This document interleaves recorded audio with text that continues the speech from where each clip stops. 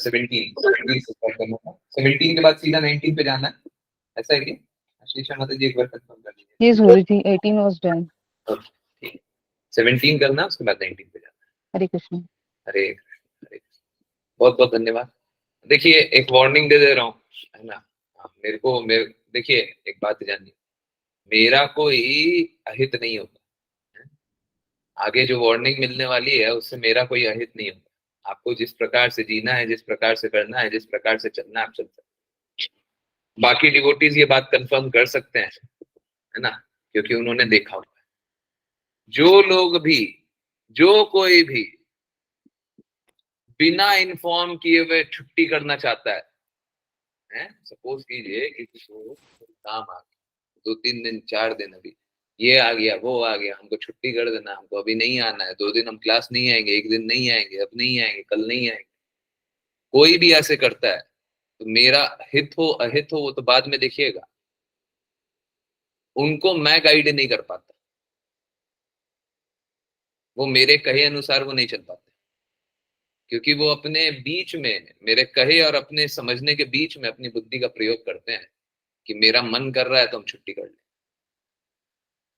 कृपया इस बात को समझिए, जीवन पहले ही बहुत छोटा मिला हुआ है, भगवान का प्रेम वो भी बहुत विरला है, मिलने के बाद भी हम उसे अस्वीकार करेंगे तो कोई लाभ होगा, है ना। आज हम लोगों ने 5 PM पे ये बात जाना था, एक बार उसी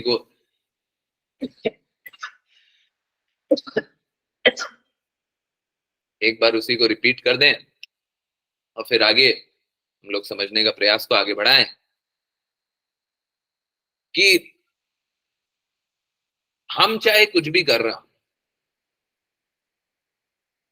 अगर भगवान के प्रेम को छोड़ करके कोई भी और कार्य कर रहे, कोई भी और कार्य कर रहे, तो हम अपना बुरा निश्चय ही रूप से कर रहे हैं।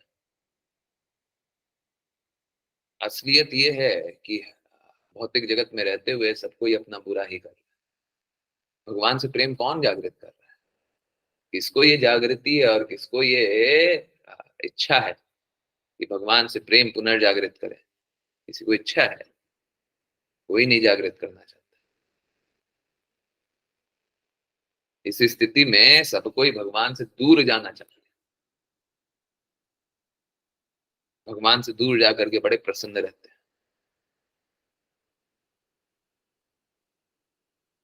अगर शुद्धता सुचिता की बात कर दें तो भगवान से दूर चले जाते हैं, अगर दृढ़ता की बात कर दे तो भगवान से दूर चले जाते हैं।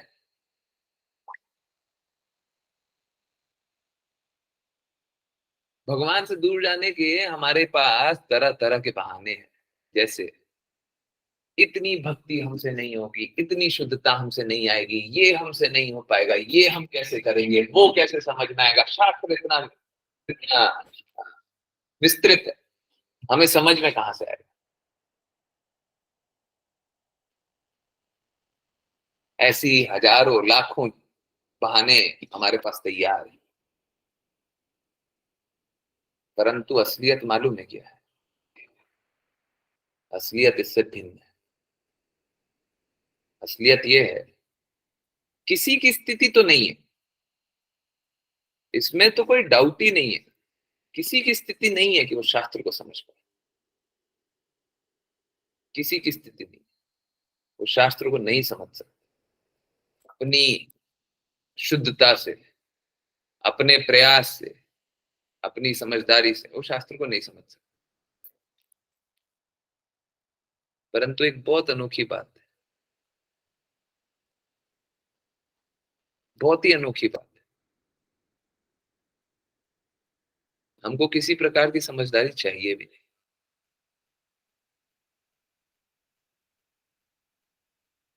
भगवत प्रेम को समझने के लिए हमें समझदारी नहीं चाहिए, इंटेलिजेंस नहीं चाहिए। इंटेलिजेंस भगवान स्वयं प्रदान कर देंगे, इंटेलिजेंस नहीं चाहिए। क्या चाहिए? क्या चाहिए?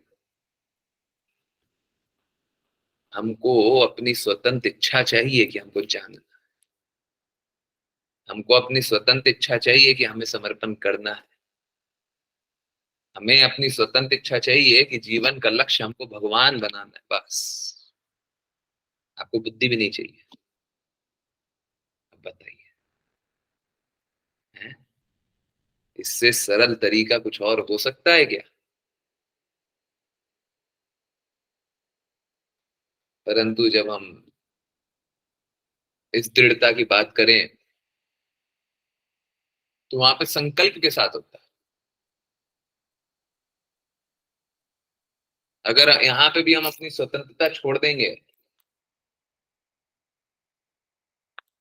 तो फिर संकल्प नहीं रहेगा, तो फिर लक्ष्य नहीं सधेगा, लक्ष्य तक नहीं जा पाएंगे। ठीक है, इसीलिए मेरा विनम्र निवेदन है कि सबको ही दृढ़ता से, है ना, बहानेबाजी नहीं करके, कोई कोई एक्सक्यूजेस नहीं बना करके, और अगर भाई एनी चांस कोई कारण रहे तो बताया करें। ठीक है, मेरे को नहीं बताया कि नहीं, डिवोटी को बता दे, मतलब अपना स्वेच्छा से नहीं, स्वेच्छा से कार्य ना करें। मैं गारंटी लेता हूं, मैं गारंटी लेता हूं, आप अगर स्वेच्छा से कार्य करेंगे, गारंटी है, गारंटी, इसमें 1% का भी इधर उधर चांस नहीं है, गारंटी है। आप अपनी स्वतंत्र इच्छा से कार्य करेंगे, असफल होंगे ही होंगे। जो भी अपनी स्वतंत्र इच्छा से कार्य करेंगे असफल होंगे ही होंगे। लिख लीजिए, लिखिए, ये गारंटी है। हमको भौतिक जगत में भी सफलता के लिए अपने से श्रेष्ठ के प्रति समर्पण करना पड़ता है, भौतिक जगत में। आध्यात्मिक जगत की तो बात ही दूर है, जो हमें समझ में ही नहीं आता। ठीक है, तो कृपया समर्पण अनुसार भक्ति कीजिए, ऐसे नहीं। वहां पर स्वतंत्र इच्छा मत रखिए कि हम आ भी सकते, नहीं भी आ सकते, कर भी सकते, नहीं भी। देखिए, बात बस इतना सा है कि आप में बदलाव दिख रहा है कि नहीं दिख रहा। मेरा प्रश्न बस एक ही रहेगा, डॉक्टर का प्रश्न बस एक ही है, दवाई खिलाया, असर हुआ कि नहीं हुआ? बस, असर हुआ, चुपचाप आ जाइए। अभी आपकी बीमारी का इलाज नहीं हुआ, जब तक ये जन्म है तब तक उस बीमारी का उपाय लगाने के लिए प्रयास करते रहना। कोई बीमारी इतनी सरल नहीं है ना। हरे कृष्ण। चलिए, जल्दी जल्दी समझने का प्रयास को आगे बढ़ाएं। श्रीशा माता जी, हरे कृष्ण। आप स्टार्ट। हरे कृष्णा गुरु जी। गुरु जी, ये 18 है, फिर से रेट करना। ये टीन है। जी। हाँ माता जी, क्या हो रहा है? 17, थैंक यू सो मच। हरे कृष्णा। अपनी माता के उदर में रक्त, मल तथा मूत्र के कूप में गिरकर और अपनी माँ की जठराग्नि से दग्ध देहधारी जीव बाहर निकलने की व्यग्रता में महीनों की गिनती करता रहता है और प्रार्थना करता है, हे भगवान, यह अभागा जीव कब कब इस कारागार से मुक्त हो पाएगा। तात्पर्य, यहाँ पर माता के गर्भ में जीव की विषम परिस्थिति का वर्णन है। एक ओर शिशु जठराग्नि की ऊष्मा से तपता रहता है और दूसरी ओर मल मूत्र रक्त आदि रहते हैं। 7 मास के बाद शिशु में चेतना आ जाती है, अतः उसे अपनी दुस्सह दुस्सह स्थिति का बोध होने लगता है और वह भगवान से प्रार्थना करता है। बाहर आने तक वह माहों की गिनती करता रहता है और उस कारागार से निकलने के लिए व्यग्र रहता है। तथाकथित सभ्य मनुष्य जीवन की इस भयावह स्थिति पर ध्यान नहीं देता और कभी-कभी इंद्रिय तृप्ति के उद्देश्य से वह गर्भ निरोधक विधियों या गर्भपात के द्वारा उसे मारने का प्रयत्न करता है। ऐसे लोग गर्भ की भयावह स्थिति के प्रति चिंतित न रहकर भौतिकता में पड़े रहते हैं और मनुष्य जीवन का दुरुपयोग करते हैं। इस श्लोक का कृपनधिः कृपनधिः शब्द महत्वपूर्ण है। धीह का अर्थ है बुद्धि और कृपन का अर्थ है कंजूस। बद्ध जीवन उन लोगों के लिए बना है जो बुद्धि के कृपण है या जो अपनी बुद्धि का प्रयोग नहीं करते। मनुष्य में बुद्धि विकसित रहती है और इस बुद्धि का उपयोग जन्म मरण के चक्र से छूटने के लिए करना होता है। जो ऐसा नहीं करता वह कंजूस है, वह केवल उसे देखता रहे। जो व्यक्ति अपनी मानव बुद्धि का उपयोग जन्म मरण के चक्र अर्थात माया के पास से निकलने के लिए नहीं करता वह कंजूस माना जाता है। कृपण का विलोम उदार है। ब्राह्मण उदार कहलाता है क्योंकि वह अपनी मानवीय बुद्धि का उपयोग आध्यात्मिक बोध के लिए करता है। वह उस बुद्धि का उपयोग जनता के लाभ हेतु कृष्ण भक्ति का उपदेश करने के लिए करता है, इसलिए वह उदार है। हरे कृष्णा। हरे कृष्णा, हरे कृष्णा, हरे कृष्णा। हमको समझना पड़ेगा, देखिए, बुद्धि तो कृष्णा ने सभी को प्रदान की। आप किसके लिए उपयोग करते? कोई बोले हम बुद्धि का उपयोग ही नहीं करते, नहीं नहीं, आप फिर भी बुद्धि का उपयोग कर। ये कुछ उसी प्रकार है कि कोई बोले कि मैं कोई कार्य नहीं कर रहा, तो क्या कर रहे हैं? लेटे हूं मैं। लेटना भी एक कार्य है। मैं कोई कार्य नहीं कर रहा, क्या कर रहे हैं? तो सो रहे हैं। सोना भी एक कार्य है। मोड ऑफ इग्नोरेंस, तमोगुण, सच से दूर होना, उस समय हम इसी प्रकार का कार्य करते हैं।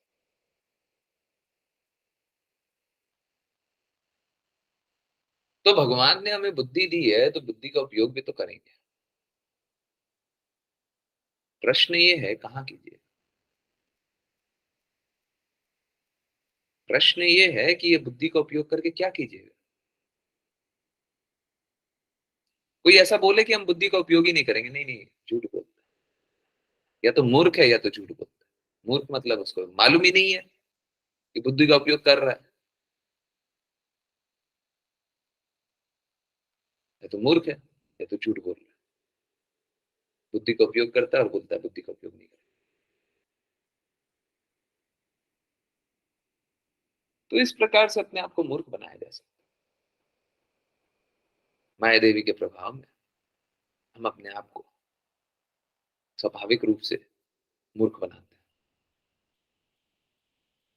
माया देवी हमें मूर्ख बनाती है और हम उसे एक्सेप्ट कर लेते हैं, ठीक है, बहुत अच्छा है। इस बुद्धि का उपयोग हमको कृष्णा के लिए करना है। मानव जीवन का शरीर क्यों मिला है? चेतना तो बाकी पशुओं में भी है, तो मानव जीवन ही क्यों मिला? और मानव शरीर ही आप क्यों पाए हुए हैं? मानव शरीर मिला है कि आप उस इंटेलिजेंस, उस बुद्धि का प्रयोग करके अपनी बद्ध अवस्था, बंधी हुई अवस्था से मुक्त जीवन, मुक्त अवस्था को प्राप्त कर ले।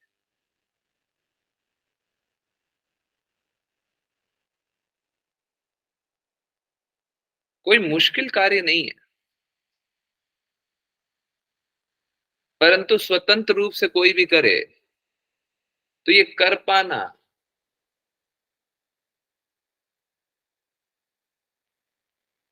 असंभव से भी परे है। देखिए, समझिए प्रॉब्लम क्या है। जब हम बोलते हैं आध्यात्मिक कार्य कीजिए, हैं, हमने बोला कि आप आध्यात्मिक कार्य कीजिए, तो सबसे पहला कार्य क्या होता है? सबसे पहली स्थिति क्या होती है? हमें समझना पड़ेगा आध्यात्मिक है क्या है। हम बोले कि मीठा खाइए, सबसे पहले तो ये जानना पड़ेगा कि मीठा क्या है। हमारी भौतिक बुद्धि में इतनी क्षमता ही नहीं है कि हम आध्यात्मिक को समझ भी पाए। आध्यात्मिक कार्य करना तो दूसरी स्थिति है। आध्यात्मिक कार्य को समझ भी पाए, ये भी हमारी बुद्धि में क्षमता नहीं है।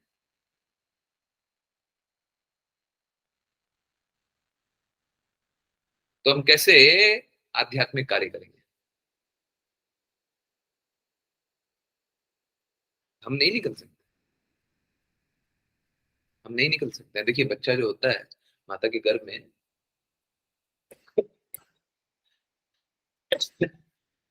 रहता है। हाँ बाय द वे, सबको ही अपने हेल्थ का थोड़ा एक्स्ट्रा ध्यान दीजिएगा। मेरी तबीयत को कुछ और हुआ था, परंतु बाद में कंजेशन हो गई, ज्यादा कुछ ज्यादा हो गया। जो भी, अभी देखिए कितना अच्छा, उसको भी समझिए कंजेशन को, है। हाँ, एक बात बताइए, आप लोगों के साथ भी जरूर ऐसा ना ऐसा दिन कभी ना कभी तो आया होगा जब आपकी नाक, मुंह, कान, गला सब कुछ बंद हो गया हो, सांस लेने में दिक्कत हो रहा हो, है। ऐसा हुआ है ना? सांस लेने में भी दिक्कत होता है ना? कभी कभी हुआ है ना? जीवन में कभी तो हुआ होगा। नाक से सांस लिया जा रहा है, गला से ले रहे हैं तो गला में भी एकदम चोक सा लग रहा है, छाती भरा हुआ है, नाक भरा हुआ है ना? हुआ है ना? Very good. एक बात बताइए, कितनी भयावह स्थिति रहती होगी ना। थोड़ा सा इस प्रकार का तबीयत खराब होए, कितनी भयावह स्थिति हो जाती होगी ना, जब एकदम ही भर जाता होगा। हम्म। बहुत बुरी स्थिति होती है ना। शरीर एकदम दर्द करने लग जाता है, थक जाते हैं हम अपने शरीर से, नहीं होता है ना? एक बात बताइए, अगर उस अवस्था में आपको 2 महीने, 3 महीने, 4 महीने, 6 महीने छोड़ दिया जाए तो? क्या बोल रहे हैं प्रभु जी, कहाँ से बोल रहे हैं, क्या बोल रहे हैं? जब बच्चा माँ के गर्भ में रहता है, सोच के देखिए कितने कष्ट से सांस लेता है।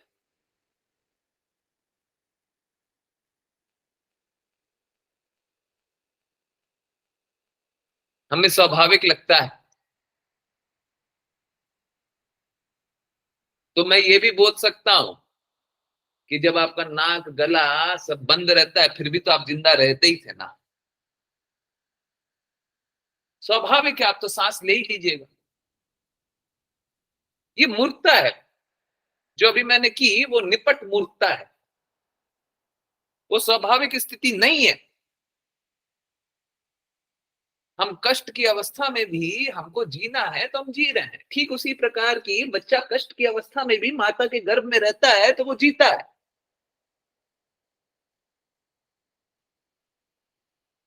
इसका अर्थ ये नहीं कि वो दर्द नहीं सह रहा है।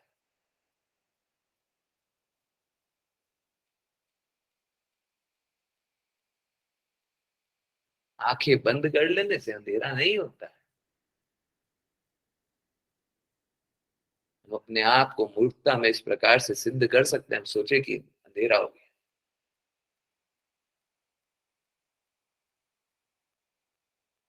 तो कहने का अर्थ ये है कि जो जन्म में कष्ट हो रहा है उस कष्ट से मुक्ति क्या है? जो मृत्यु में कष्ट हो रहा है उस कष्ट से मुक्ति क्या है? जो जरा और व्याधि से हमारा जीवन पूरा जा रहा है उस कष्ट से मुक्ति क्या है? क्या हमें इसी प्रकार के जन्म मृत्यु जरा व्याधि, जन्म मृत्यु जरा व्याधि, जन्म मृत्यु जरा व्याधि के चक्र में घूमते रहना है? हम अपनी और दूसरों की मदद क्यों नहीं कर रहे कि इस जन्म मृत्यु जरा व्याधि नामक चक्र से हम उनका और अपने आप को और उनको निकाल पाए? हम स्वयं अपने प्रयास से नहीं निकाल पाएंगे। आप अपने प्रयास से उनको ये जन्म मृत्यु जरा व्याधि नामक चक्र से नहीं निकाल सकते, कोई नहीं निकाल सकता। अपनी स्वतंत्र इच्छा से कार्य करना बंद कर दी, अपनी बुद्धि से समझना छोड़ दीजिए। आध्यात्मिक चीज को आप भौतिक बुद्धि से नहीं समझ सकते।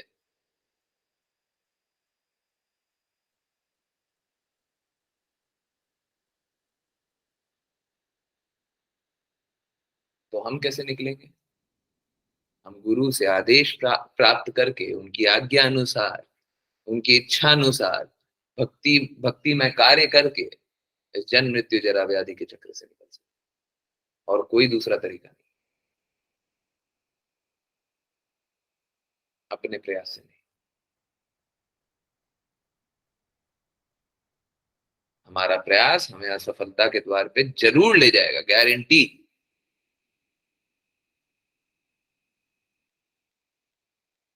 देखिए, जिनको अगर ये गारंटी लगे कि बहुत बड़ी बात बोल दी है, उसके लिए बड़ा सरल सा एक्सप्लेनेशन, बड़ा सरल है। देखिए, एक बात बताइए, आप में भौतिकता शेष है कि नहीं है? हाँ या ना? आप क्या पूर्ण रूप से आध्यात्मिक हो चुके हैं? नित्य सिद्ध हो चुके हैं? हाँ या ना?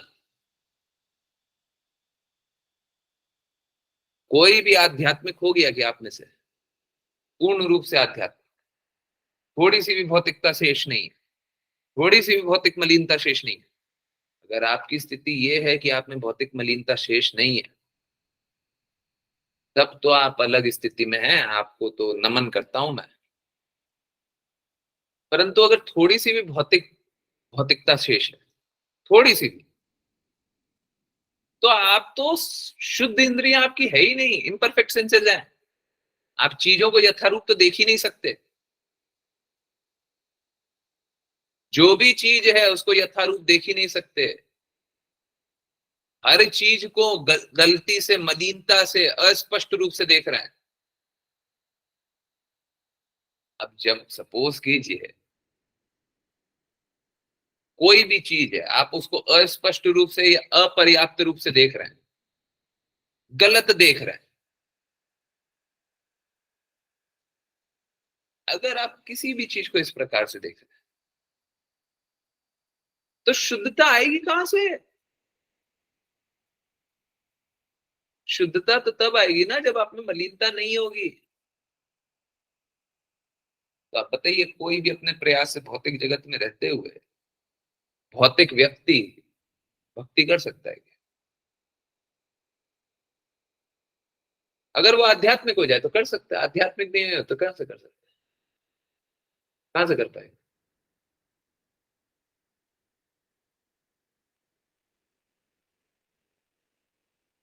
कोई भी नहीं कर सकता।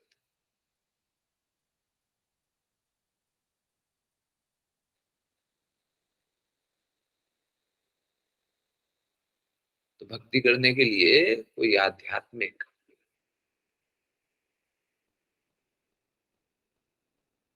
ज्ञान में स्थित व्यक्ति के पास जाना पड़ेगा, उनसे जानना पड़ेगा। उनसे जान करके हम भक्ति जान सकते हैं, फिर हम भक्ति कर सकते हैं।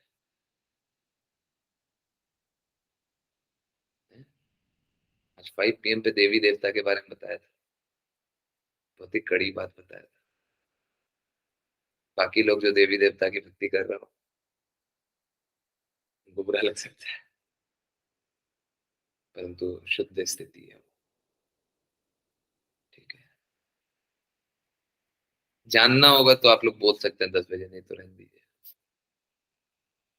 मेरा तो हृदय हमेशा ही करता है कि बार बार बताते रहे, परंतु ठीक है, आप लोगों को जानना हो तो बता दीजिएगा, नहीं तो वीडियो देखिएगा और बाद में कभी बात। चलिए नेक्स्ट पे आते हैं, नेक्स्ट रीड करेंगे।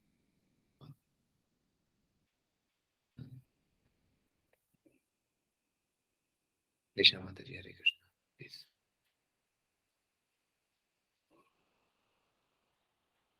हरे कृष्णा। हरे कृष्णा। अन्य प्रकार का शरीरधारी जीव केवल अंतःप्रेरणा से देखता है।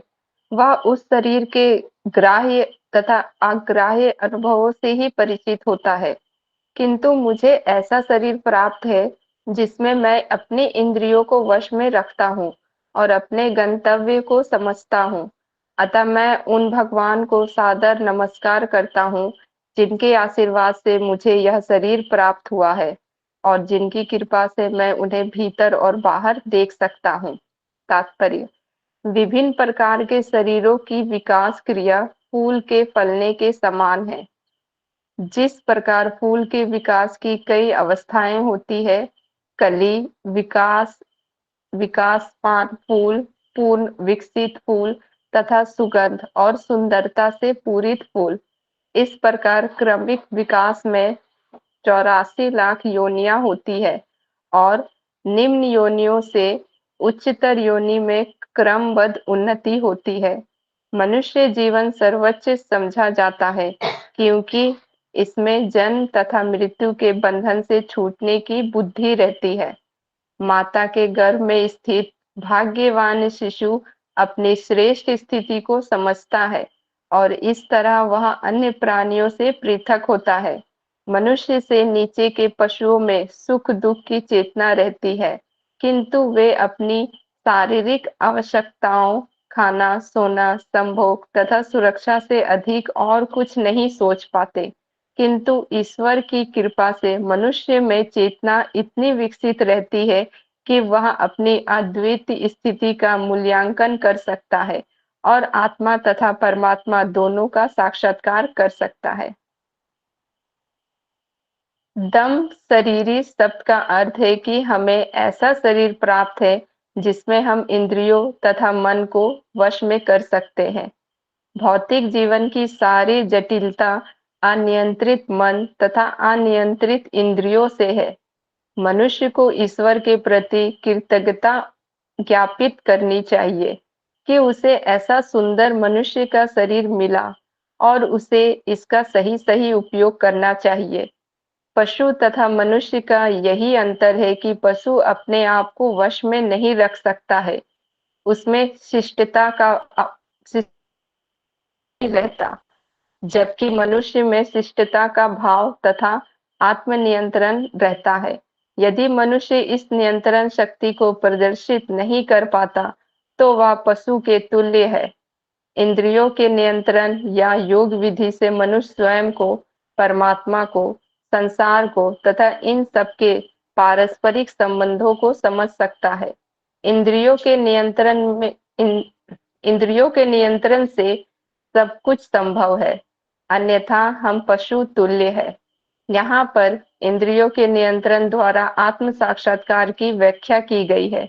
मनुष्य को चाहिए कि भगवान तथा अपने आत्मा को भी देखने का प्रयत्न करे। अपने को परमेश्वर समझना आत्म साक्षात्कार नहीं है। यहाँ यह स्पष्ट बताया गया है कि परमेश्वर अनादि या पुराण है और उनका कोई अन्य कारण नहीं है। जीव भगवान के अंश रूप में पैदा होता है। ब्रह्म संहिता में पुष्टि की गई है, अनादिर आदिर गोविंद, परम पुरुष गोविंद का कोई कारण नहीं है। वे अजन्मा है, किंतु जीवात्मा यह जान लेना किंतु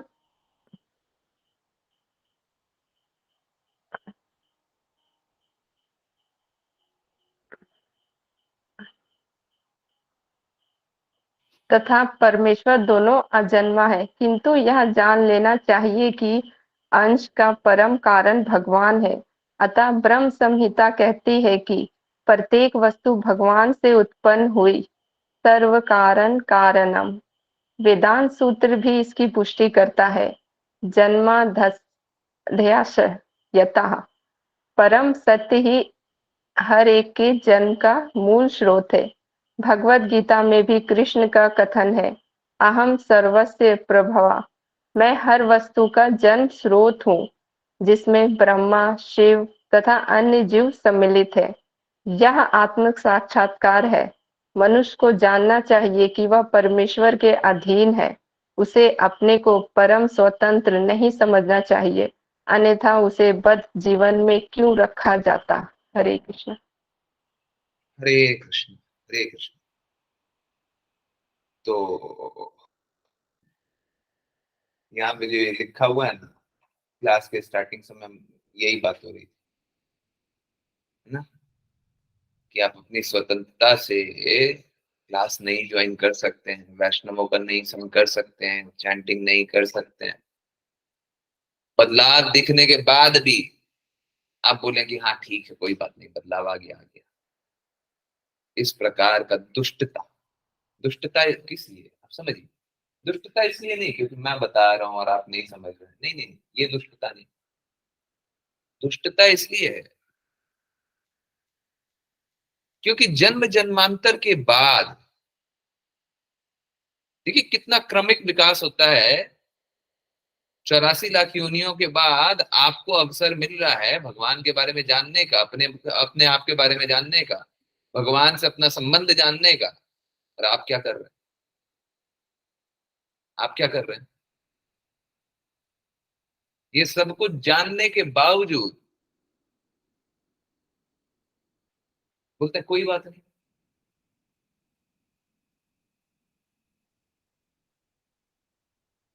84 लाख योनियों तक भटके और भटकने के बाद ये अवसर मिला, और वो अवसर को भी दुत्कार, ये दृष्टता, ये पाप है, ये अपराध है।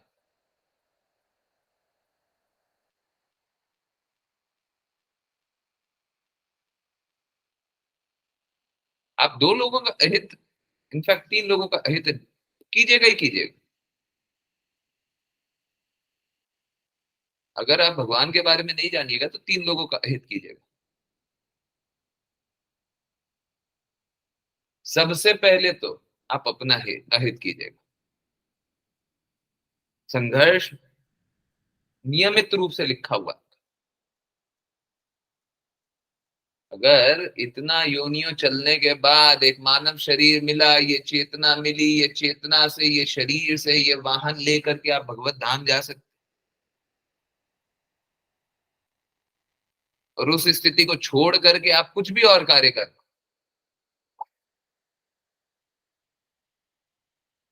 तो आप क्या कर, आपने तो वो अपॉर्चुनिटी, जो अवसर आपको मिल रहा था, वो तो ठुकरा दिया ना, लात मार दिया। हमको नहीं चाहिए कृष्ण का प्रेम।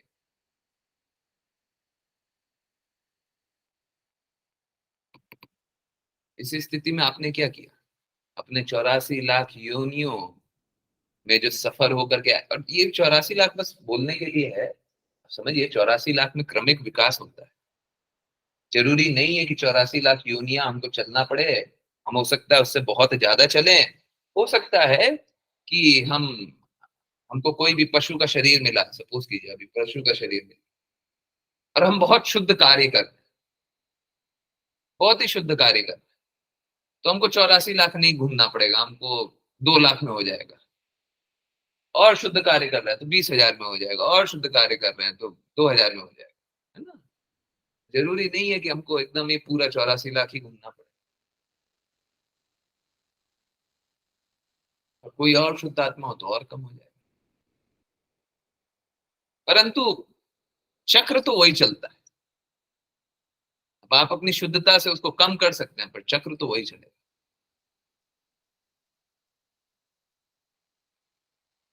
तो इतना चक्र चलने के बाद हमको ये अपॉर्चुनिटी मिली कि हम कृष्णा से प्रेम पुनर्जागृत कर लें। अभी आप देखिए, कोई बोले हमको कैसे मालूम 84 लाख योनियां हमको मिला है, हम कैसे मान लें? कितना जन्म जन्मांतर हम सड़ करके आए हुए हैं, सड़ करके आए हुए हैं। हाँ, हम कैसे मान लें? बड़ा आसान है।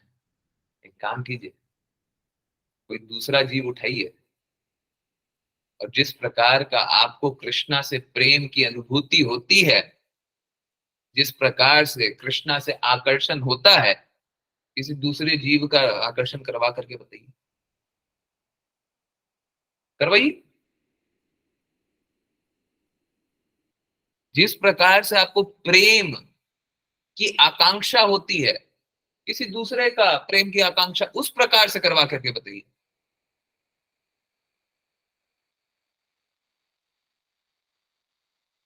प्रेम की आकांक्षा सारे जीवों में होगी। जो भी जीव है सब कोई प्रेम ही खोजते हैं। आत्मा रूप से तो हम लोग परमात्मा के अंश हैं, तो वही खोजेंगे। परंतु चेतना उस प्रकार की होती है क्या? नहीं।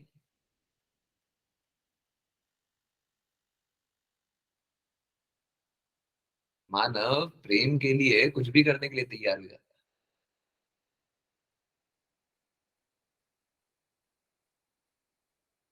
एक जो कुत्ता बिल्ली होता है वो प्रेम की आकांक्षा तो है, परंतु कुत्ता का स्वभाव कहाँ जाएगा?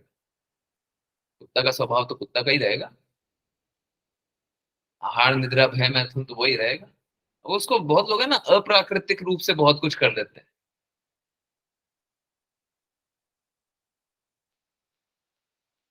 है ना। अप्राकृतिक रूप से हम उनको तो मूर्ख बना सकते हैं, हम अपने आप को तो मूर्ख बना सकते हैं, पर उनकी स्थिति तो बदली नहीं।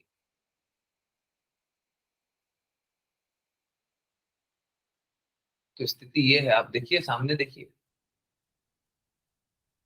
सारे जीव प्रेम की आकांक्षा कर रहे हैं। मानव मानव जीवन जो है वो प्रेम पाने के लिए कुछ भी कार्य करने के लिए तैयार हो जाता है। बाकी सारे जीवों को देखिए, कुत्ता खाना खाने के लिए कुछ भी करने के लिए तैयार हो जाएगा,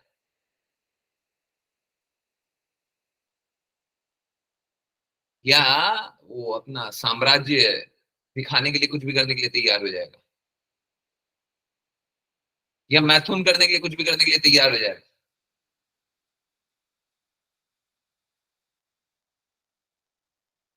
परंतु मानव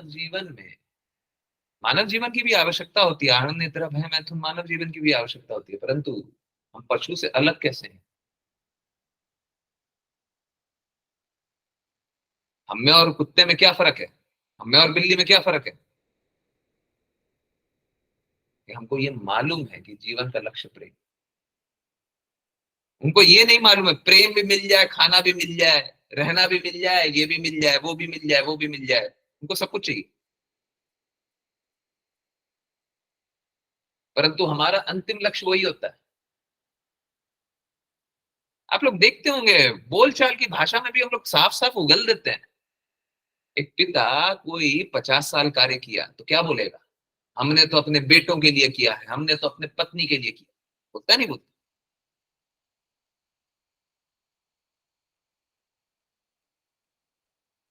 एक पुत्र होता है वो किसी और के लिए बोलता है। हम किसी और की प्रसन्नता के लिए कार्य कर रहे हैं, प्रसन्नता करके हम क्या करेंगे? प्रेम पाना चाहते हैं। हम लोगों की जागृति एकदम क्लियर है, ऑल्दो हम एडमिट नहीं करते। माया के प्रभाव में कौन एडमिट करेगा? माया का नशा बहुत जोर का नशा है। माया के नशे में रह करके कौन ये उगलेगा? हमको तो प्रेम की आकांक्षा है। परंतु आप कार्यकलाप देखिए, आपको साफ साफ समझ में आ जाएगा, सब कोई प्रेमी के लिए पीछे पीछे भागे जा रहे हैं। मिलता किसी को है नहीं प्रेम।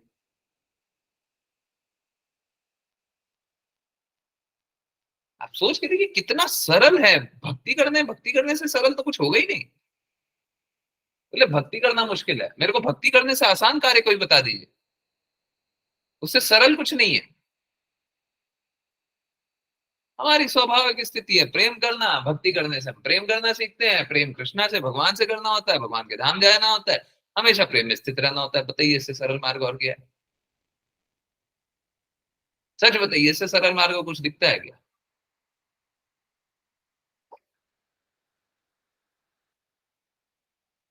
कुछ दिखता है?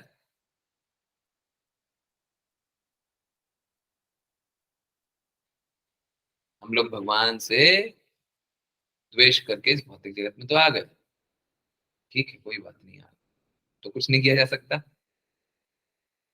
किया तो हमने पाप कर्म है, पर ठीक है, अब उसमें कुछ नहीं किया जा सकता।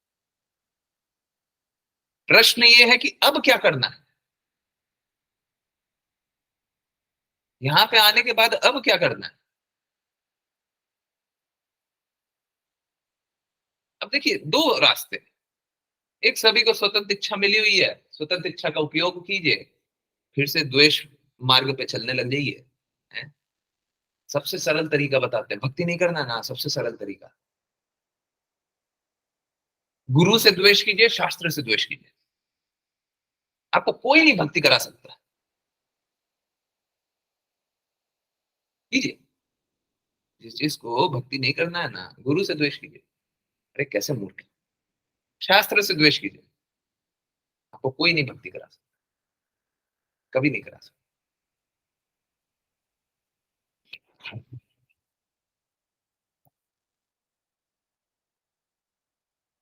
अभी हम लोग 5 PM पे ही जान रहे थे, हम लोग बुद्धि से द्वेष करते हैं। जब हम बुद्धि को स्वतंत्र रूप से गुरु के विपरीत इस्तेमाल कर लेते हैं या गुरु से भिन्न इस्तेमाल कर लेते हैं, गुरु हमें कुछ भी बोल रहे हैं, उससे हम भिन्न कुछ करें, हम अपना अलग कुछ भी करें, गुरु जो बोल रहे हैं उससे अलग,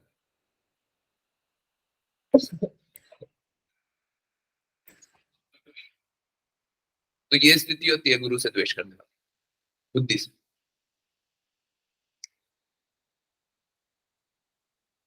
जब हम गुरु से द्वेष करते हैं तो भगवान से प्रेम नहीं कर सकते, नहीं कर सकते।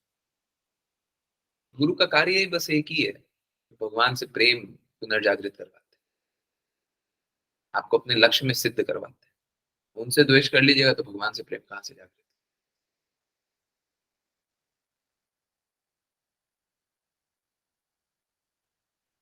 तो हम सभी को मानव जीवन मिला है, तो मानव जीवन का उपयोग किस लिए करना है? अब ये सभी के हाथों में।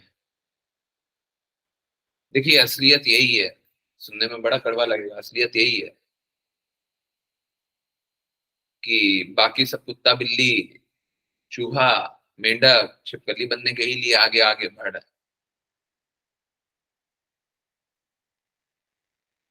हजारों में से कोई एक इस प्रकार का जीवन नहीं चाहते,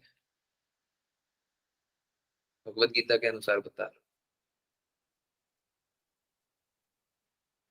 बाकी सब कोई इसी प्रकार का जीवन के लिए आगे बढ़ रहा है। चलो आगे चूहा बन करके देखते हैं, छिपकली बन करके देखते हैं, शेर बन करके देखते हैं, तोता बन करके देखते हैं। बाकी लोग इसी प्रकार से आगे बढ़ते जा रहे हैं, पतन के मार्ग पे बढ़ते जा रहे हैं। तो अगर भाई ये नहीं चांस आप लोगों को ये भी लगे कि प्रभु जी देखिए हम तो है ना, हम तो अपने परिवार से तो बहुत ज्यादा कर रहे हैं, अगल बगल जो भी है हम उससे बहुत ज्यादा कर रहे हैं, हम इससे भी ज्यादा कर रहे हैं, उससे भी ज्यादा कर रहे हैं, अभी भी कुछ नहीं कर रहे, कुछ नहीं कर रहे हैं। अभी वो स्थिति नहीं आई है कि अब हजारों में से एक वाली स्थिति थी, अभी स्थिति नहीं आई। अभी दृढ़ता से भक्ति करते रहिए, अभी बहुत दूर है। कल वाली क्लास गौर से याद से सबको याद रखिएगा, बहुत ही स्पेशल है। हमारी स्थिति ये नहीं होगी कि हम भगवान को याद कर पाए, भगवान की भक्ति कर पाए, भगवान की सेवा कर पाए, हमारी स्थिति नहीं होगी। तो भगवान हम पे कृपा कर दिए, गुरु हम पे कृपा कर दिए, वैष्णव हम पे कृपा कर दिए, हम कुछ कर रहे हैं या कुछ करने का प्रयास कर रहे हैं, कम अपराध, कम कम कम अपराध से भरा हुआ जीवन जी रहे हैं। नहीं तो हमारा जीवन तो पूरा अपराध से ही भरा हुआ है। ठीक है, तो हम सभी भगवान के अंश हैं, है ना। जीवन का उपयोग भगवान के बारे में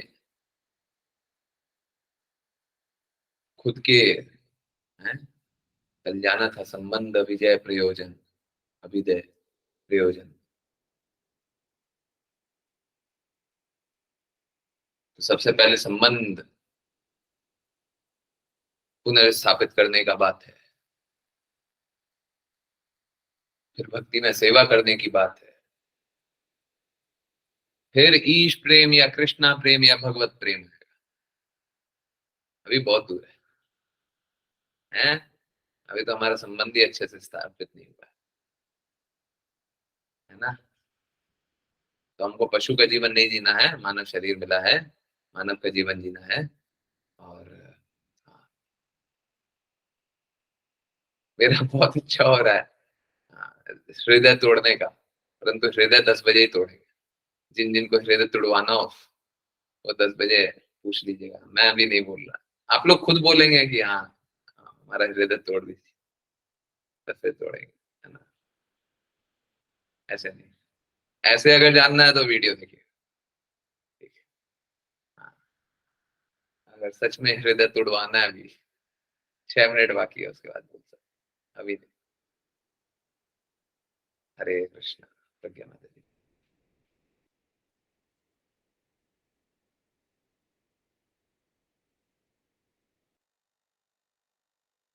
प्रज्ञा माता जी।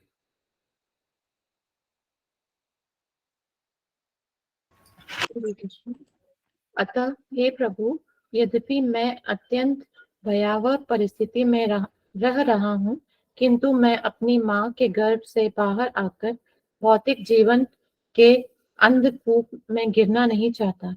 देव माया नामक आपकी बहिरंगा शक्ति तुरंत नवजात शिशु को पकड़ लेती है और उसके बाद तुरंत ही झूठा स्वरूप ज्ञान प्रारंभ हो जाता है, जो निरंतर जन्म तथा मृत्यु के चक्र का शुभारंभ है।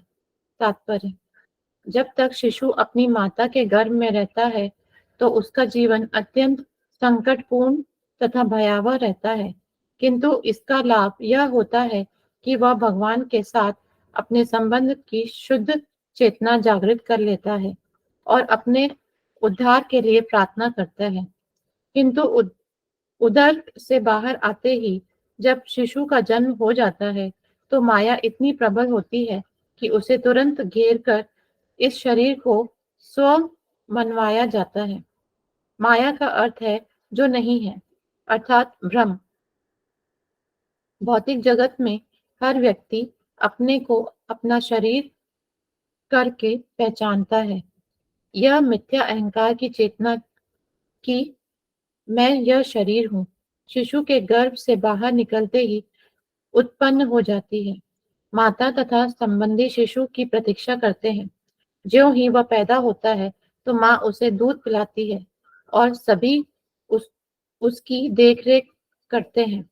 जीव तुरंत अपनी स्थिति भूल जाता है और शारीरिक संबंधों में उलझ जाता है। सारा संसार देहात्म बुद्धि का बंधन है। वास्तविक ज्ञान का अर्थ यह इस चेतना को विकसित करना है कि मैं यह शरीर नहीं हूँ, मैं आत्मा हूँ, परमेश्वर का अंश हूँ। वास्तविक ज्ञान में त्याग अथवा इस शरीर को स्व रूप में न स्वीकार करना है। हरे कृष्ण। मनुष्य जन्म लेते ही माया के प्रभाव से सब कुछ भूल जाता है। अतः शिशु प्रार्थना करता है कि बाहर निकलने की अपेक्षा गर्भ में ही रहना श्रेष्ठ है। कहा जाता है कि यह सोचकर शुभदेव गोस्वामी अपनी माता के गर्भ में 16 वर्षों तक रहे आए, क्योंकि वे मिथ्या देह बोध के बंधन में फंसना नहीं चाहते थे। अपनी माता के गर्भ में ऐसे ज्ञान का अनुशीलन करके 16 वर्ष बाद वे गर्भ के बाहर आए और तुरंत ही उन्होंने घर छोड़ दिया, जिससे वे माया के वशीभूत न हों। भगवद गीता में भी माया के प्रभाव का दुल, दुर्लभ दुर्लभ्य कहा गया है, किंतु यह दुर्लभ्य माया एकमात्र कृष्ण भावनामृत से ही पराजित हो सकती है। इसकी भी पुष्टि भगवद गीता 7.14 में हुई है। मामे ये प्रबधन्ते माया माया मेताम तरंती ते। जो भी कृष्ण के चरण कमलों की शरण ग्रहण करता है वह इस झूठे जीवन बोध से बाहर निकल सकता है। केवल माया के प्रभाव से मनुष्य कृष्ण के साथ अपने संबंध को भूल जाता है और अपने को शरीर तथा शरीर के गौण अवयव अवयव अर्थात पत्नी, संतान, समाज, मित्रता, प्यार आदि समझने लगता है। इस प्रकार वह माया का शिकार हो जाता है और उसका निरंतर जन्म तथा मृत्यु का भौतिकवादी जीवन और भी कठिन बन जाता है। हरे कृष्ण। हरे कृष्ण। हरे कृष्ण। माया देवी की जय है। माया देवी हमें झूठ में ही स्थित कर देती है। देखिए कितना अच्छे से कार्य कर रही है। आप इससे ऐसा नेगेटिवली मत देखिए, आप समझिए माया देवी शुद्ध भक्त है, उनका कार्य यही है। वो अपना कार्य कितना अच्छे से करती है।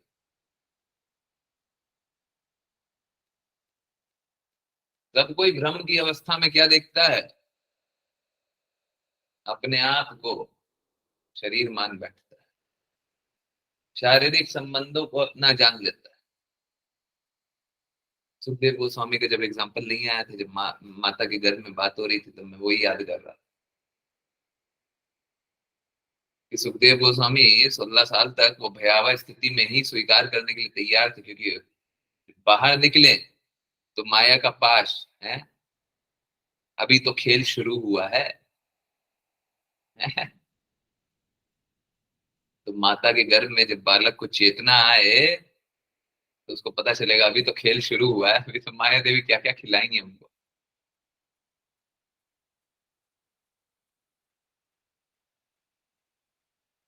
हमको इस बात को समझना चाहिए कि मानव शरीर मिला है, ये चेतना मिली है, हम इस चेतना से सभी के हृदय में बदलाव ला सकते हैं, सभी को बदल सकते हैं। कोई एक अकेला ऐसा नहीं मिल सकता मुझे। ये बोले प्रभु जी ये जो आप बात बोल रहे हैं ना, हम उसी तरीके से बातों को फॉलो करेंगे, पर हमारा हृदय नहीं बदलेगा। एक कोई विश्व में नहीं मिलेगा। और मुझे अपने पे बिल्कुल भी भरोसा नहीं है, परंतु भगवान और शुद्ध भक्तों पे पूर्ण भरोसा है। वो हर बार ऐसे ही करते हैं, हर बार सभी की चेतना बदल जाती है, हर बार सभी को दिव्य प्रेम की अनुभूति होती है। क्यों होती है? क्या आप सीरियल देख करके ये प्रेम की अनुभूति करते हैं क्या? वहां पे एक नशा होता है, जो आप संगीत में, जो आप प्रदर्शनी में भूल जाते हैं। सीरियल देखते हैं तो उस नशे में भूल जाते हैं। चकाचौंध एकदम चकाचौंध बना दे, उस नशे में भूल जाते हैं। हमको भौतिक नशे से निकलना है, वो दूसरे प्रकार के नशे में लगाते हैं।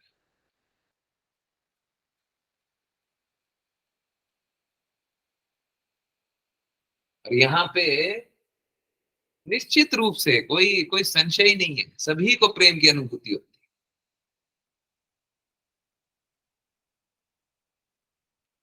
कैसे हो जाती है?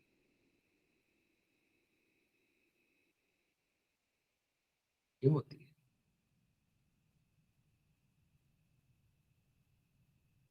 देखिए प्रॉब्लम मात्र वापस से वही है।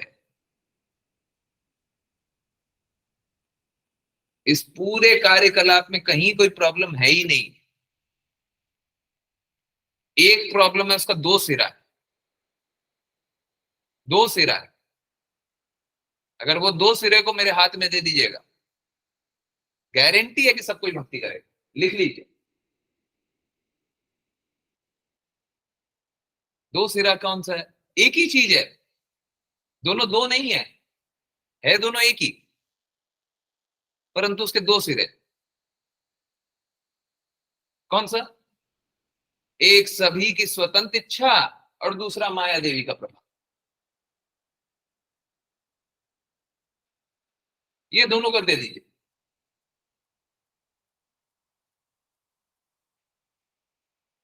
ये दोनों का प्रभाव नहीं होगा तो सब कोई भक्ति करेंगे, सब कोई कृष्णा का प्रेम का आस्वादन करेंगे, सब कोई कृष्णा के पास जाएंगे।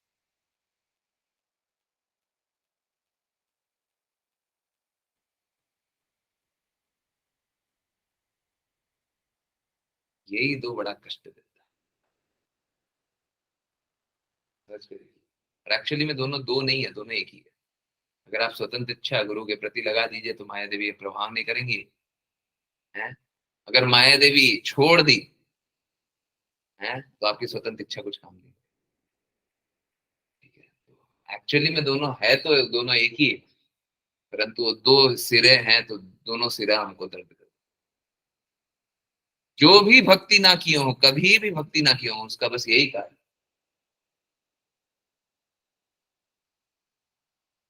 अगर भक्ति की बातें हो रही है तो सब कोई को भक्ति को एक्सेप्ट कर लेना चाहिए, और करेंगे भी, गारंटी से करेंगे। ये दो चीज मेरे को दे दी।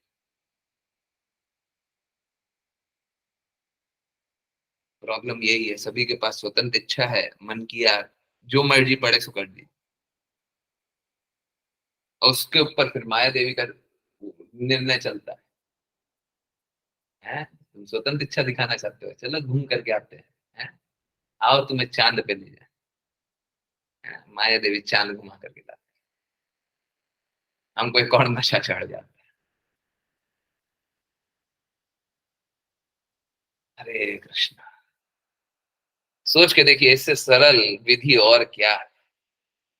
इससे सरल तरीके से और क्या चीज जान सकते हैं? इतना सरल तरीके से कुछ और भी जान सकते हैं क्या? इस भौतिक जगत में कुछ इतना सरल तरीके से बता दीजिए। बोले शुरुआत हम लोग कर रहे थे, बोले भगवत ज्ञान हम लोगों को नहीं समझ आता। अब इससे सरल तरीके से और क्या समझना?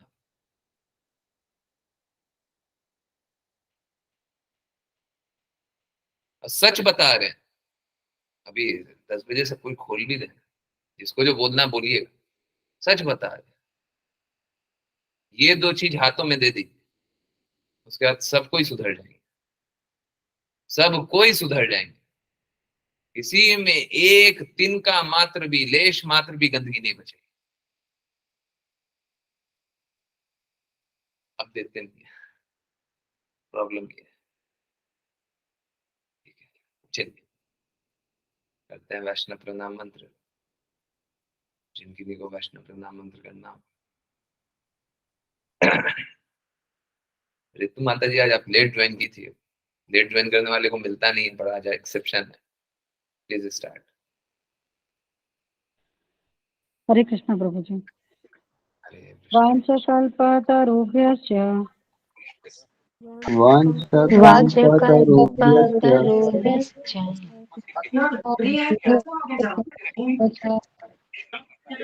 कृपा सिन्धुभ्य एव च पतितानां पावनेभ्यो पावनेभ्यो वैष्णवेभ्यो नमो नमः। वैष्णव्यो नमो वैष्णवेभ्यो नमो नमः। अनंत कोटि वैष्णव जय जय जी, जय जय भगवद गीता जी, जय जय श्रीमद भागवत जी, जय जय सभी भक्तों जी। हरे जय कृष्ण जय। हरे कृष्णा हरे कृष्ण हरे हरे कृष्ण कृष्ण कृष्ण हरे कृष्ण हरे हरे हरे राम राम राम हरे हरे हरे कृष्ण कृष्ण हरे राम राम राम हरे हरे कृष्ण हरे कृष्ण कृष्ण कृष्ण कृष्ण हरे कृष्ण हरे हरे हरे हरे राम राम राम हरे हरे। हरे हरे कृष्ण प्रभु जी, दंडवत प्रणाम। हरे कृष्ण प्रभु जी।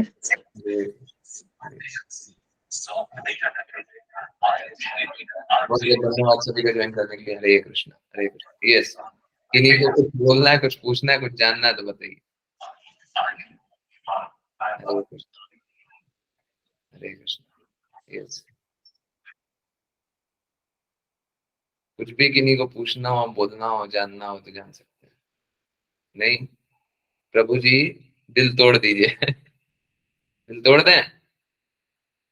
हरे कृष्णा। यस, 5 PM वाली बात। One who is actually intelligent will refrain from flickering sensual enjoyment of this material body and fix his enjoyment to spiritual life, his participation.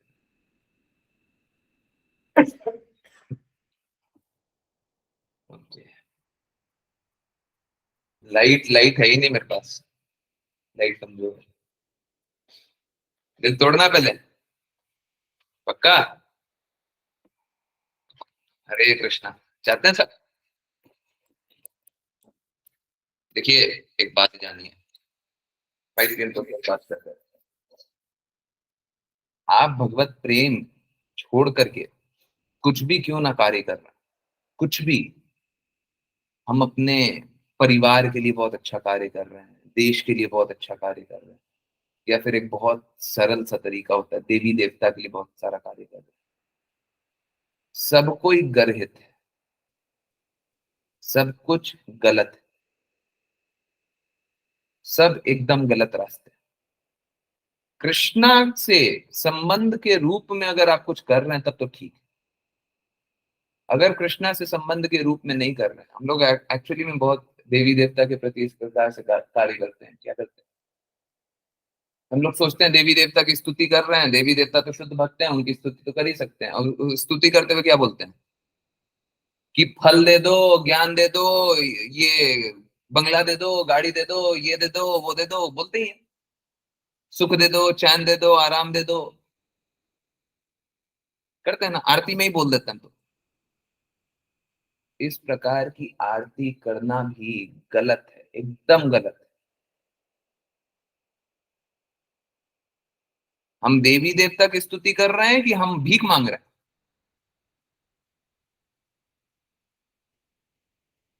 बोले हम तो भिखारी हैं, हम तो भीख ही मांगेंगे,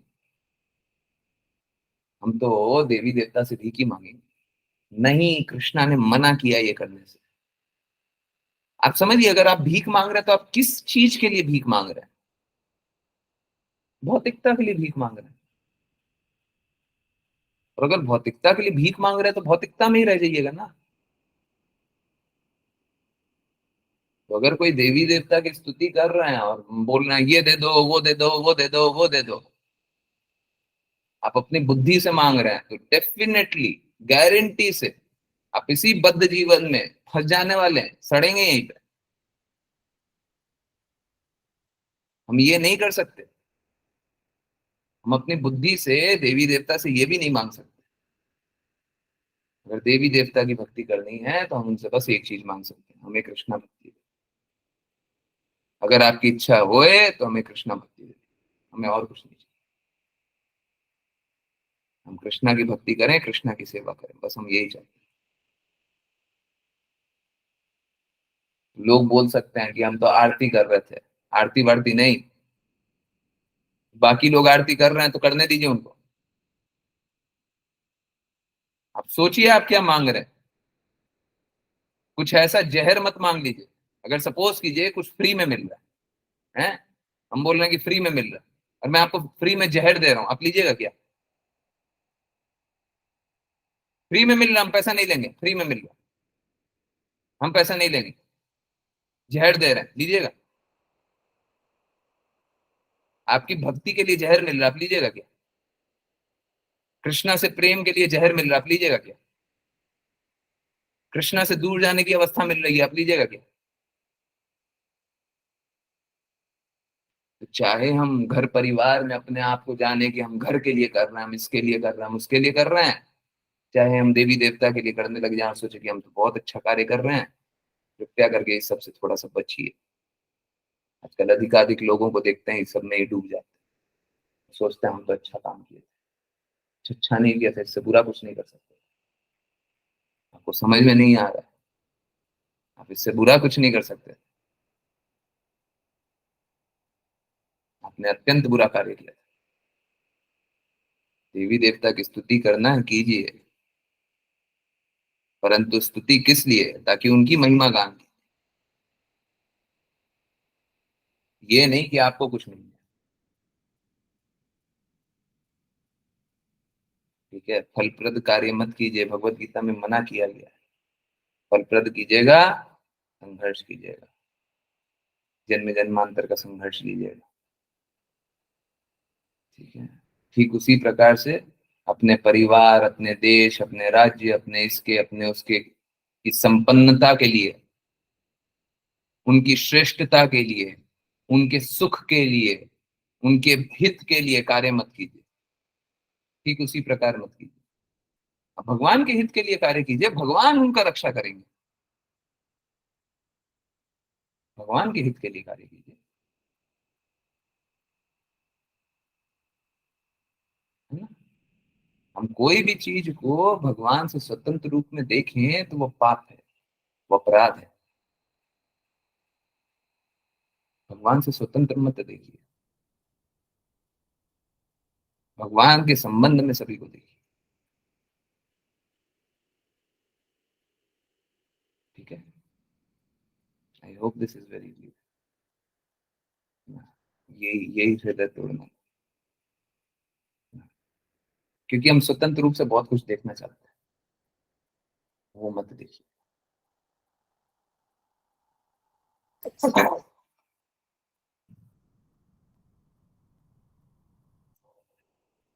देखिए, यहाँ पे हर्षित प्रभु जी ने on the way to Krishna का एक कोट शेयर किया है। देखिए, रासलीला, हम लोग क्या जानते हैं ना, हम लोग रासलीला, अच्छा रासलीला, कृष्णा, गोपी, एक्चुअली में कृष्णा सभी के साथ ही प्रेम संबंधी स्थापित करते हैं। अब उसे किसी भी नाम से जान लीजिए, कोई बड़े से बड़े असुर का नाम ले लीजिए, पूतना का नाम ले लीजिए, हैं? कोई भी दूसरा, कोई भी असुर का नाम ले लीजिए, जिसका मन करे उस असुर का नाम लीजिए। अब कृष्णा ने उनका अंत किया, तो ये क्या है? ये प्रेम संबंधी तो पुनर्स्थापित किया ना। वो असुर कृष्णा से द्वेष कर रहा था, कृष्णा ने उसकी द्वेष वाली प्रकृति का नाश कर दिया, द्वेष वाले गुणों का नाश कर दिया, हृदय को मलिनता, हृदय में जो मलिनता थी उसका नष्ट कर दिया, फिर से प्रेम संबंध में फिर से स्थापित कर दिया।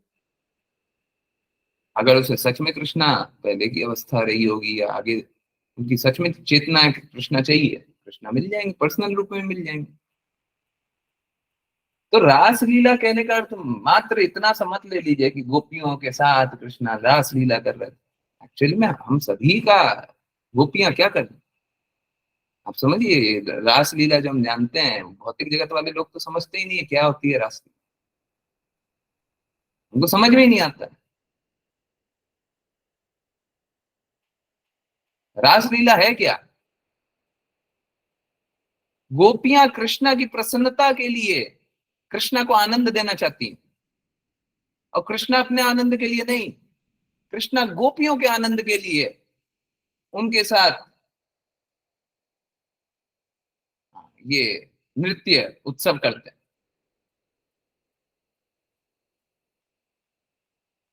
ये होता है शुद्ध प्रेम, जब हम भगवान की प्रसन्नता के लिए करें, हम अपनी प्रसन्नता के लिए नहीं करें। गोपियां अपनी प्रसन्नता के लिए नहीं करती थी कि मैं बहुत खुश हो जाऊंगी कृष्णा के साथ रासलीला की, मैं बहुत खुश हो जाऊंगी। हम सभी का वही दायित्व है, हम सभी को वही कार्य करना है कि हम भगवान की प्रसन्नता के लिए कार्य करें। अभी भी क्या बोल रहे हैं? भगवान की प्रसन्नता के लिए कार्य कीजिए, भगवान की सेवा के लिए कार्य कीजिए।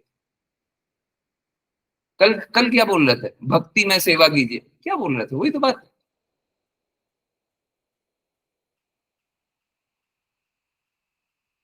तो रासलीला, भौतिकवादी लोग तो किसी को समझ में भी नहीं आता रासलीला क्या होता है। गोपियां शुद्धतम प्रेम में स्थित है, उसी शुद्धतम तरीके से कृष्णा से प्रेम का आदान प्रदान कर पा रही है, ठीक है। तो एक्चुअली में अगर शुद्ध स्थिति देखिए तो इसका ये है रासलीला। हम सभी को कृष्णा से वही संबंध स्थापित करना। अब देखिए, गोपियों जैसा स्थिति हमारा तो नहीं हो पाएगा, हम गोपियां तो नहीं बन सकते, परंतु उसी प्रकार से सूर्य सूर्य प्रकाश को भी उसी प्रकार से उन्हीं के चरण चिन्हों का अनुसरण करते हुए हमको भी कृष्णा की प्रसन्नता के लिए कार्य करना है। अब देखिए, यहाँ पे देखिए कितनी कितनी सरल सी चीज लिखी हुई है कि कोई जो अपनी इंद्रियों की प्रसन्नता के लिए कार्य करता है, वो भगवान की इंद्रियों के लिए प्रसन्नता के लिए तो कार्य नहीं कर रहा। तो वो क्या कर रहा है, वो इंद्रिय भोग कर रहा है और पाप कर रहा है।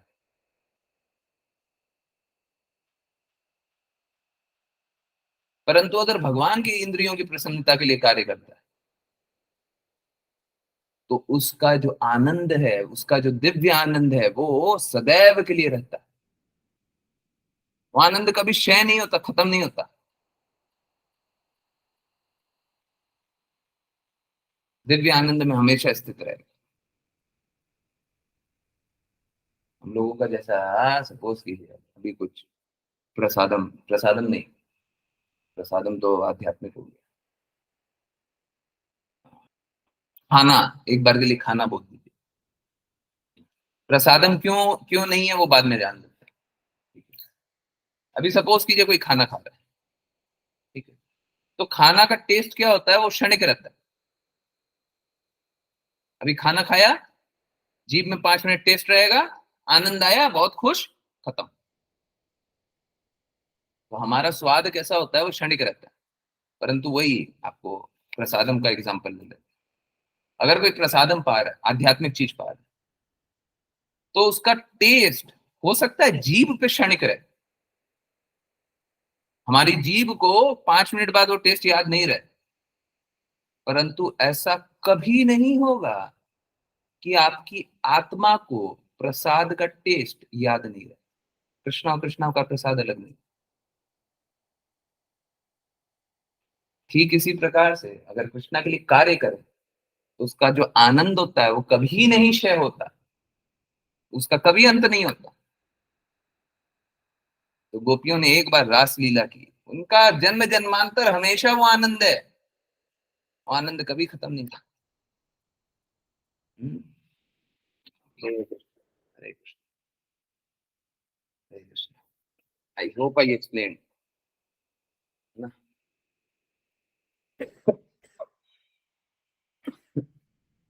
आई होप सभी को समझ में आया होगा। ठीक है, इसका मतलब चैंटिंग भी रास लीला है। हाँ बिल्कुल।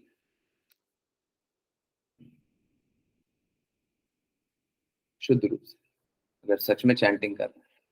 अभी तो हमारा जीव जीव चलता नहीं है, हमारा मन इधर उधर डोलता है। अभी चैंटिंग कर रहे हैं क्या? प्लीज माफ कीजिए, थोड़ा कड़वा लगता है, परंतु क्या करें, अभी हम तमाशा कर रहे हैं, है ना। अभी चैंटिंग नहीं कर रहे। चैंटिंग तब होगी जब हम, हमारा जीव हमेशा कृष्णा के लिए लगा रहे हैं। चैंटिंग मालूम है कब होगी? हाँ, जब हरिदास ठाकुर वाला हृदय आएगा। अब हरिदास ठाकुर वाला हृदय तो नहीं आ पाएगा, परंतु समझिए, हृदय समझिए।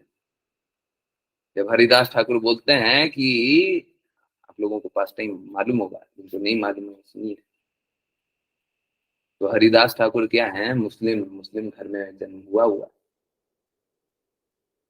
उनको देखिए, ये जो जगन्नाथपुरी टेम्पल है उसमें प्रवेश करने का भी अधिकार नहीं मिलता। और वो कभी गलत नहीं है। हम लोग भौतिकवादी होकर के एक बार के लिए सोच सकते हैं कि देखिए पक्षपात होता है, मुस्लिम को घुसने नहीं देते, एकदम सही करते। इतिहास में इतने सारे काले दाग छोड़ रखे हैं, प्रवेश नहीं मिलना चाहिए। ठीक है, तो होता क्या कि हरिदास ठाकुर को मंदिर में प्रवेश करने का भी अधिकार नहीं मिला। जगन्नाथपुरी मुस्लिम घर में परिवार में जन्म हुआ। तो चैतन्य महाप्रभु को पता चलता है। अब चैतन्य महाप्रभु के बहुत प्रिय है हरिदास ठाकुर। ठीक है? अब हरिदास ठाकुर क्या करते रहते हैं, नामाचार्य हरिदास ठाकुर है, नामाचार्य। हमेशा हरे कृष्णा महामंत्र जपते रहते हैं। उनकी तबीयत कभी खराब हो गई तो डॉक्टर आते हैं चेक करने, बोलते हैं हरिदास ठाकुर बहुत ज्यादा चैंटिंग करते हैं, बहुत ज्यादा नाम जप कर रहे हैं, बहुत बहुत ज्यादा नाम ले रहे हैं।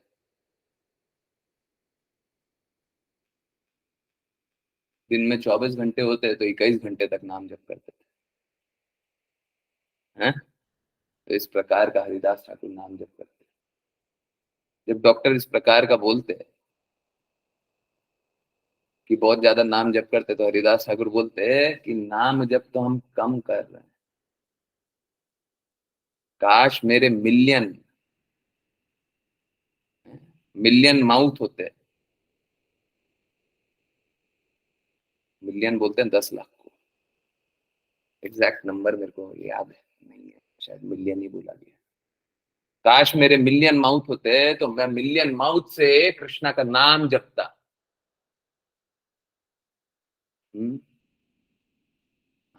ये हुआ, ये वाले जो स्थिति है ना, ये दिव्य प्रेम स्थिति।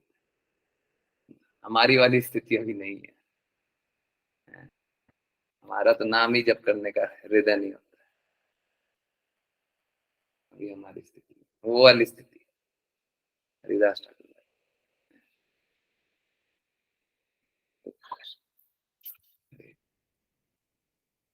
यस, क्लियर है सभी को? किन्हीं और की कोई जिज्ञासा?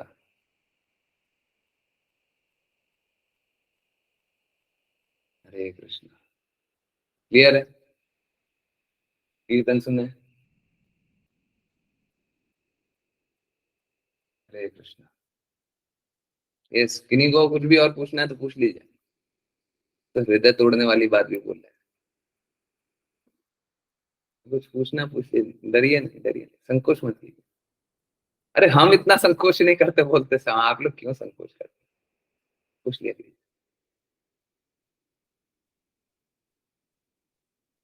कुछ पूछना है? नहीं पूछना? पक्का? मुझे बड़ा डर लगता है। देखिए, प्रॉब्लम मेरे को इस बात से नहीं है कि मैं सत्य बोल रहा हूँ कि नहीं बोल रहा हूँ। तो मालूम है कि जो बोला जा रहा है वो गड़बड़ नहीं है, परंतु डर लगता है कि आप लोगों को कहीं बहुत ज्यादा बुरा नहीं लगता है। क्योंकि आप समझिए, प्रॉब्लम ये है कि आप लोग कोई भी सालों साल इसी प्रकार से अपना जीवन व्यापन कर रहे हैं। अचानक से कोई बोल रहा है कि आप जो कर रहे हैं वो गलत कर रहे हैं, चोट तो लगती है। चाहे जो भी स्थिति हो, चोट तो लगती है। परंतु क्या करें, मेरा कार्य है सत्य बोलना। हम आपको झूठ में तो नहीं रख सकते। अगर सपोज कीजिए मेरा फाइनल एग्जामिनेशन या आपका फाइनल एग्जामिनेशन कुछ निकट रहा और कृष्णा ने मेरे से बस इतना पूछ लिया, कृष्णा ने मेरे से बस इतना पूछ लिया कि क्या आपने उस उनका जो भी भक्त थे उनका सही रूप से मार्गदर्शन किया था? क्या आप अपनी जागृति में जितनी आपको जागृति दी थी, आपने क्या सही रूप से मार्गदर्शन किया? क्या हृदय शिला प्रभुपाद ने पूछ लिया तो फिर क्या जवाब देंगे? बोलेंगे नहीं नहीं, हमने सोचा कि थोड़ा कम बोल दें, थोड़ा झूठ मिला दें, हैं? थोड़ा मार्ग से भटका दें। क्या बोलेंगे? हैं? मेरे पास विकल्प नहीं है। ठीक है, डर लगता है। ठीक है, क्या करें? कार्य है, सच बोलना कार्य है, इसीलिए बोलना।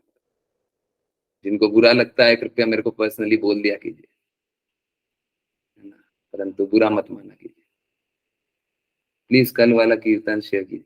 देखिए, कीर्तन शेयर करने के लिए कर देंगे, परंतु आप क्लास आकर के सुना कीजिए। पर्सनली घर पे बैठ बैठ करके मत सुनिए। वैष्णवों के संग देखिए क्या है, सपोज कीजिए आपको एक कीर्तन अच्छा लग गया, बहुत अच्छी बात।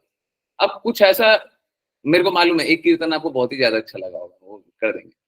परंतु अगर सपोज कीजिए आपको बहुत सारा कीर्तन अच्छा लगा, तो ये थोड़ी ना है कि आप घर पे बैठ करके सुनिए, नहीं, उससे लाभ नहीं होगा। देखते हैं कि 8:30 बजे लोग नहीं ज्वाइन करते हैं। कोशिश कीजिए, अगर फ्री हैं कुछ और कर सकते हैं, कोशिश कीजिए कि कीर्तन उस समय चला करके सुन लीजिए, डिवोटीज के साथ बैठ करके सुनिए, उससे लाभ होगा। आप कभी भी यूट्यूब पे प्ले करके सुनेंगे उससे कम लाभ होगा। लिख के ले लीजिए, भक्तों के संग में बैठ करके कभी भी सुनिएगा, उससे ज्यादा लाभ होगा। अभी ये वाला वीडियो है, ठीक है, आज के बाद इसका एक वीडियो बन जाएगा, कल आप वीडियो देखिएगा, आप लाइव क्लास ज्वाइन कीजिएगा, उससे ज्यादा सीखिएगा, वीडियो देखिएगा उससे कम सीखने में समझ में आएगा, है ना। अटेंटिव लर्निंग होता है, उसको क्या बोलते हैं?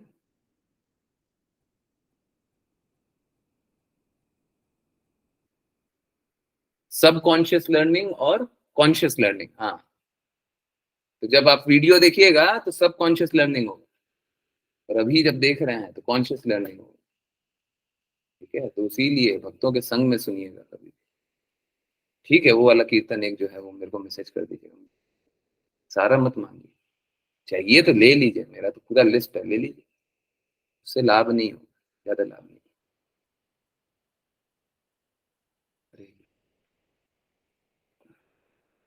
यस, चलिए, किन्हीं और को कोई बातें नहीं? कीर्तन सुने 5 मिनट।